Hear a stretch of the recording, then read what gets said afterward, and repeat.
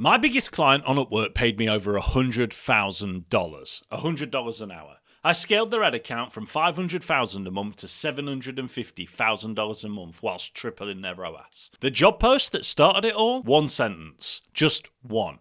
I need a top PPC expert to set up and manage a large AdWords account.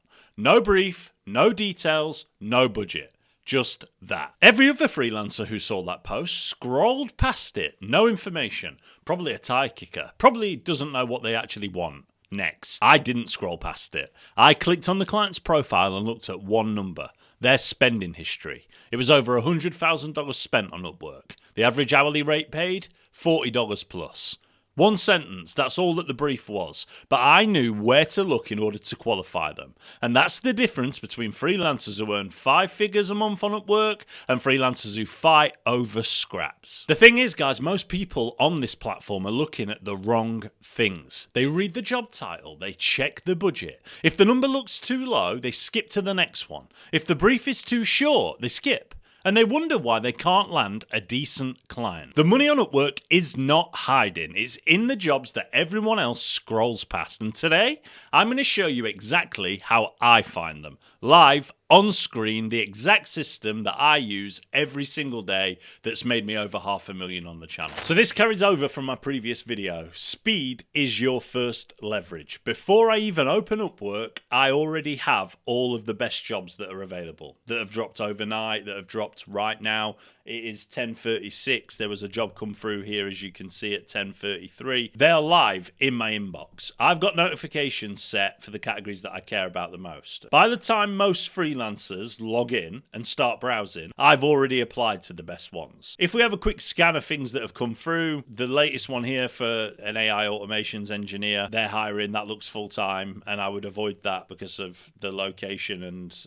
the spend amounts, but we'll get into that a little bit later on. I always leave them unread if I don't like them, because I know that then I've reviewed them. That's a little tip, just it's obvious, but it's what I do. I don't mark them as unread, whereas if I were going to apply, I mark them as unread while I do some research. We'll get to that as well. But when it comes through to this, if something catches my eye, I'll open it. If I can't find anything in here, I then move on to active search, which we'll also get to. Now, when it comes down to how you get these notifications, there's a mixed bag in here, you can see. So somebody declined one of my proposals. I was notified about that. That's great. Thanks for that. I've got an interview that I should definitely answer to because somebody has asked me to apply to their job, which is the most qualified you can get. And also, there's some really good projects inside of here. 134k spent meta ad specialist for B2B SaaS lead generation. I've scaled Salesflow. I've scaled Clarimentis. I've scaled multiple individual SaaS companies over the years, and this is a job that would fit me perfect. This may very well be during this video or after one that I apply for. But how do you get these notifications on? Well, head over to Upwork, click the bell icon at the top right. See all notifications. You'll see this is exactly the same thing that I saw in my inbox a second ago at 10:33, the one that I didn't like. And then you hit job alerts. Under job alerts, you go to alert preferences, and inside of here, you can set the preferences that you want. Send me instant job alerts by email, alert me about all jobs, set minimum fixed rates. I've got a $3 minimum fixed rate for some reason. You don't need to do that. You can have it set as none. Some people put placeholders in, and we're going to cover it. But once you have that, it will be every single project will be sent to your individual inbox, and that will give you the critical speed advantage that you need over every other advertiser. It's the biggest mover of the lever that I have seen when I'm using Upwork, which is why it's number one on this list. Now, notifications catch the obvious ones, but the real money and scalability is in the jobs that you have to go looking for, because some of them slip through the net. They don't land in your inbox because of the categories that people select and the way that Upwork actually works. So I'm going to show you exactly how I search to maximize my reach. Let's go. So this is the search page. If you want to find it, just head over to here, find work, then the search bar will pop up. I'm going to search for Google Ads Management because that's the service that I after. Now, so I search for the Google Ads Management. First thing that I then do is I filter by country. So I only want projects that are in the UK, that are in the US, and that are in Canada, let's say. For you, maybe different. For me, this is where I want to focus my efforts and energy. Not because other countries aren't worth it, but because in my experience, the quality of client and the budgets tend to be higher in these three. That's where I go. When it comes down to the hourly rate, like when it comes down to here, you can start high. So you can basically apply a filter of a $50 an hour rate and most recent. Best matches, most recent, 14 minutes ago. Meta and Google Ads Expert. Let's open this in a new tab. Let's look at this in a new tab. Let's just go down a bit more. It's remote. They want a full-time job. I would avoid that because of that. Although sometimes you can twist their arm, which is important. So, you could apply for them. Now, I've opened two. What you can also do is then switch back to best matches. This was 10 hours ago. This looks really good as well. High ticket items. I've done yacht sales. I've done everything, so I could fit into this, which is good. You've got these here. You can see they've spent 47k. I'll get into some of those a little bit later on. But what I do is I've done that, so I've now found those free. So I now go back, and then what I would do is I'll set my maximum hourly rate at 50 an hour, and I'll set my minimum at 40. And what this will do is it'll bring up new projects unless they fit. So that's the same one because they were underneath. Now I go 30 to 40. You get the picture. I'm not going to keep doing it. This one keeps popping up because of their hourly rate being 15 to 60. It fits both of these categories, you see. So maybe you want to be a little bit more expansive with it in terms of the numbers that you use. But I use them, and like this one didn't appear the first time when we did it. So you can see how the hourly rate function actually helps. So that's great. But you can just obviously go without of it. As I scroll, I'm not scanning and reading every post in detail yet. I'm just looking for signals. I'm looking for things like the amounts that they've spent, their reviews, the country that they're in. They're looking for a virtual assistant, doesn't match the job, like the job search, which you have to bear in mind as you go through. But I'm just scanning, and I'm trying to take a look at what the most recent jobs are that have this in these locations. 1 hour ago, Merchant Center suspension, I avoided. But you can see here clearly how I filter. Google and Meta conversions tracking expert, 9K spent based in the UK. Client's estimated budget, $20. Again, now there's something that I'm trying to show you. That is an incredible lead. So for this one, I'm going to love heart that, and I'm going to come back to that later on. But as I'm scrolling, right, I'm trying to do it. And what I was looking for is, this here, this sort of wording, avoid it like the plague. Terrible client. I apologize if you watch this video and it's your job post, but that just no exceptions. When people write in caps and stuff like that, like it's like PTSD. I understand exactly what the client is going to be like to work with. I never apply for jobs like that. I never apply for jobs from agencies. If an agency is hiring on Upwork, they're looking for cheap labor to mark up 3 times. You're the product, not the partner. I want to work with businesses directly, and that's where real relationships and real retainers come from. So you continue with this, with the filtering naturally. There's another one there from Canada. That's absolutely fine. The point is, you can see that you can manipulate this in order for you to be able to target the highest paying jobs. Like if I selected 1k to 5k, you can see here, these projects, they all have substantial budgets around them. That's how I search through the individual jobs and filter through the system. You find a lot of jobs that way that aren't triggered via email notification. Now, here's the thing that separates someone who earns 5 figures a month on Upwork from someone who's just fighting over the tiniest projects, and almost nobody talks about this, and I'm going to show you. Inside of here, we come down. These are the Upwork notifications. Look, they're still coming through. I need to be applying for these, not recording this video. So as you come through, you'll find something like this one here. And this is an incredibly good example of where you could have a mismatch in what you have been thinking about in terms of the job post. You look at this job, you see a brief summary. I've used a random fixed price. They actually tell you the problem, which is amazing, right? So that they actually pre-warn you and say, hey, I didn't know how much this is worth, so I'm going to stick this in here.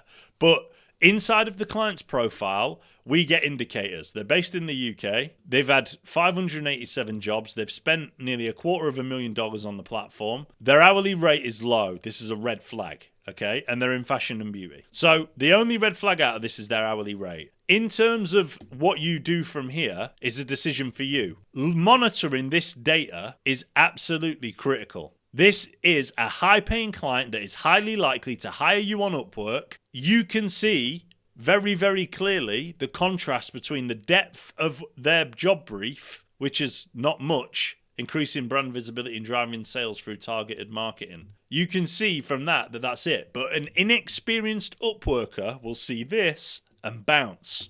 They will see the $10 price tag and bounce. They won't even read it. The experienced Upworkers like myself will see this, When you've been on a platform for 12 years, you commonly use it. The challenge with this client is going to be to get them to pay me a retainer that matches my expertise and standards and levels. For some of you, going to get $30 an hour from them that pays you $1,000 an hour would be a piece of cake. That's the average over 16,500 hours. Some of them will be $2 an hour. Some of them would have been $20, $30 an hour. But the point is, you can find it by looking through here. Fixed price projects. Look at that. Customer service needed to provide WhatsApp and chat support. They paid $7 an hour for that. Fixed price, you can see $60, $13 an hour there, more than double the average that we saw. That was for a Google Ads Manager too, which is interesting. Evidently failed there. So the point is like there, you've got double. If you were on minimum wage and you were looking for a job here, you could apply for that at, I don't know, $15 an hour. Let's say $20 an hour. Give them their expertise. Tell them that you need 20 hours a month to manage it or whatever, and bang, you've got yourself a client that pays you $400 a month. That is how it goes when it comes down to the Upwork job hunting process. Everyone looks at the budget on a job post. That number means almost nothing. The number that actually matters is what they've spent, their reviews. Click on their profile, look at total spend on Upwork, look at average rate paid. A client who's posted a job at $15 an hour, but has historically paid $40 an hour, for example, and spent $200,000 on the platform, that's a completely different prospect than what the job post suggests that it is. And you will end up on the merry-go-round hamster wheel, only applying for the big jobs where they're extremely saturated and missing these golden nuggets like this. I once found a client who posted a $10 project, literally $10, like this, exactly like this, and I almost laughed. Check the profile, $400,000 spent on Upwork, average rate $50 an hour. They just didn't know how to price the job, which is exactly what this individual has told us here. I had no idea that this was going to be here in terms of like the actually saying, I've used a random fixed price, but it shows you they just don't know how to write the job post. They don't know how to quote it. That's an opportunity that everybody else would have missed, and this is exactly what happened with my biggest client. One sentence brief, no budget detail, but the spending history told me everything that I needed to know. Stop reading the job post and start reading the client. So you've done that, the spending history checks out. They've got budget, they pay well. But what that doesn't mean is that they're someone who you actually want to work with. Believe it or not, this is something you'll learn the hard way if you don't take my advice and experience on board here.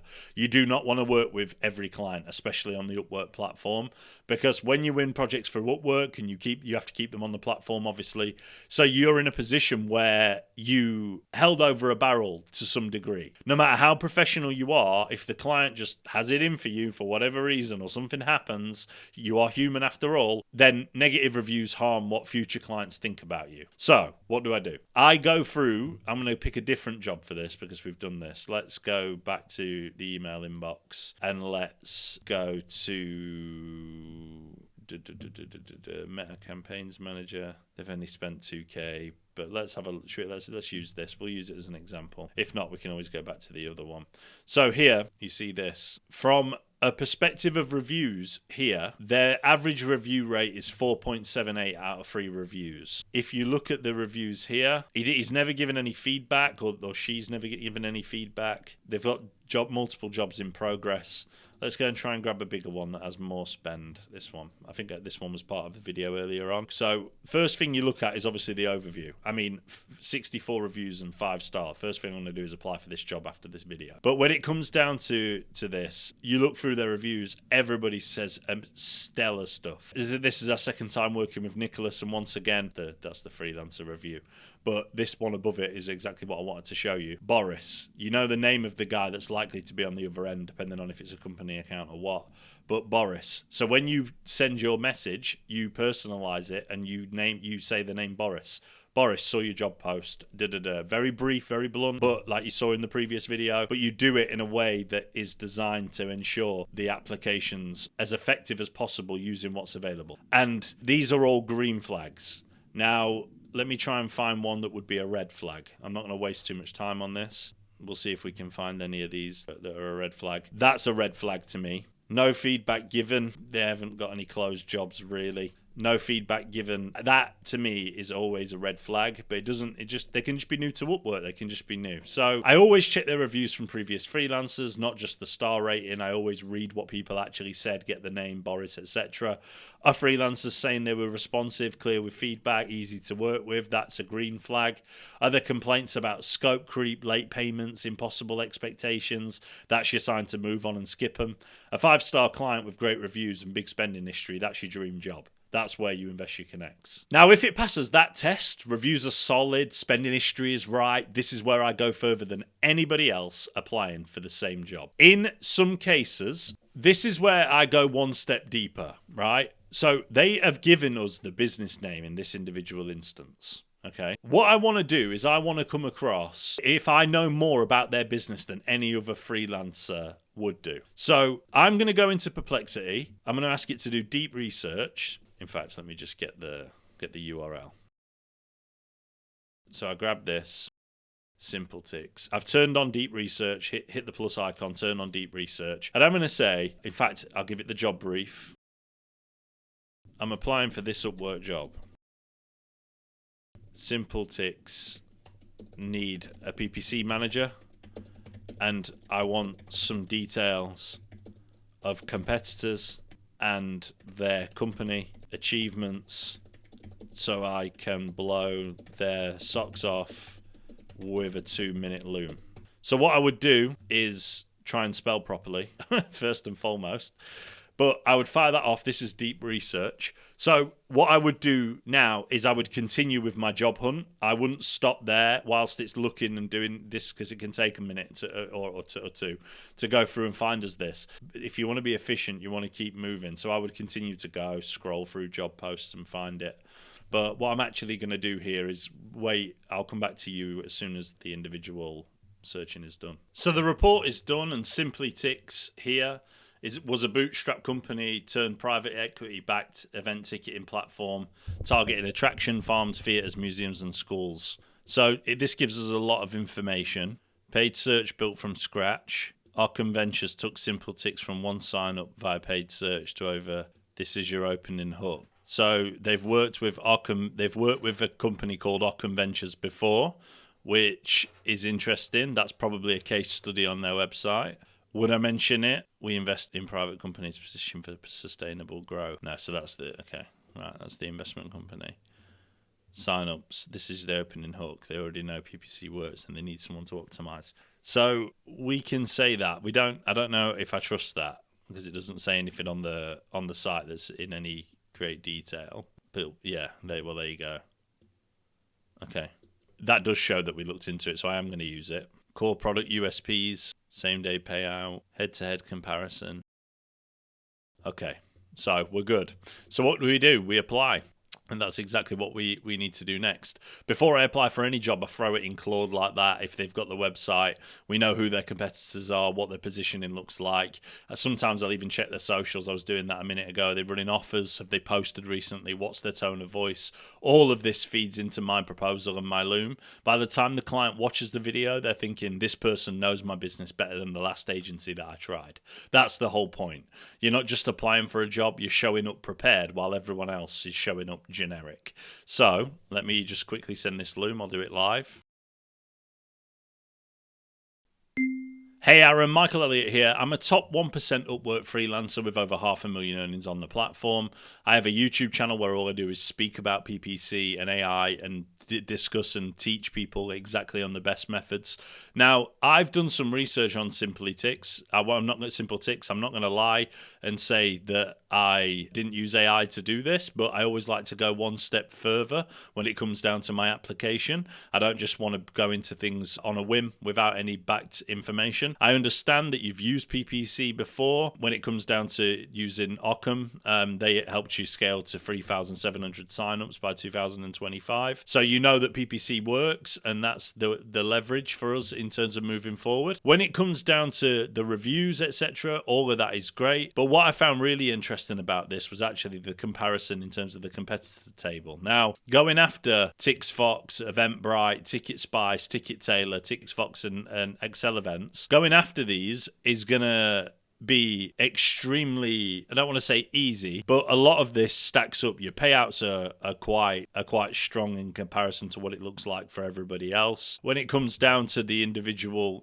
revenue in terms of their declining revenue, like you can see that there's an open gap for somebody to come through here with a fresh set of eyes, and it's powerful ammo for your PPC strategy. To prove that I am who I say I am, you can see here that I've handled nearly 40 million in ad spend in the last 3 years, just over 3 years, and I feel like I can knock this out the park for you. I don't have too much in terms of context around this, but I'm highly ROI driven, I'm detail orientated, I'm communication heavy. Working with me will be a breath of fresh air in comparison to other PPC freelancers and agencies that you've worked with, and I don't think you'll find somebody that has the experience that I do that's available and willing to commit in the way that I am. So I can't help you unless you drop me a message. Ping me a message and we'll go from there. Speak soon, Aaron. Bye. So that wasn't decent Loom, wasn't the greatest Loom, because inside of here I'd phrased it as if like it was for an Upwork PPC proposal, so it spoke as such. So if he's got a keen eye, he might see there that I've used it. But I didn't hide it, I didn't lie, which is not always my approach. Not that I lie, but that I won't always show him what I found using the AI tool. I just decided to do it there, so I didn't have to remember from memory. Aaron, I can see Occam, is that how you spell it? Occam made PPC work for you somewhat, but I know that taking it to the next level.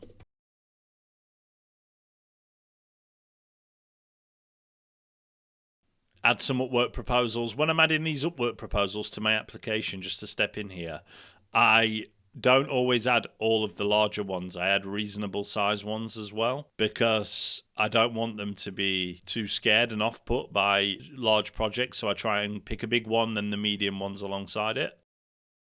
Proposal sent. So guys, then I do exactly what I've just showed you in the previous video and live on screen right now. Short message, punchy. 4 or 5 lines maximum that prove that I am who I say I am, that I've done my research, and a 2-minute Loom packed with information that shows that you've looked into their business. At high energy, I already understand who they are, what they do. That combination is deadly. The right job, the right research, and the right proposal is why I've earned over $500,000 on the platform alone. And critically, here's what I want you to take away from this. Stop reading job posts the way that everybody else reads them.